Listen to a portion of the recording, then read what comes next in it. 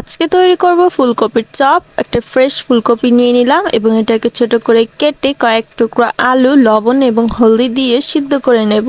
এখানে তৈরি করে নিচ্ছি লবণ দিয়ে বেসন, সাথে মরিচ, জিরার গুঁড়া, ধনিয়ার গুঁড়া আর একটু পানি দিয়ে এটাকে মাখিয়ে নেওয়ার পর এটা রেখে দিলাম। আর সিদ্ধ হওয়া সবজিগুলোকে মেখে মেখে তারপর এটাকে হালকা বাগার দিয়ে নেব। এখানে ধনিয়া পাতা, হলদি, মরিচ, লবণ, আদা, রসুন দিয়ে আমি বাগার দিয়ে নিয়েছি। আর এই হয়ে গেল আমাদের মূল উপকরণটা। আর এটাকে এখন গোল আকৃতি দিয়ে বেসনে ডুবিয়ে তেলে ভেজে নিলেই হয়ে যাবে আমাদের আজকের চপ।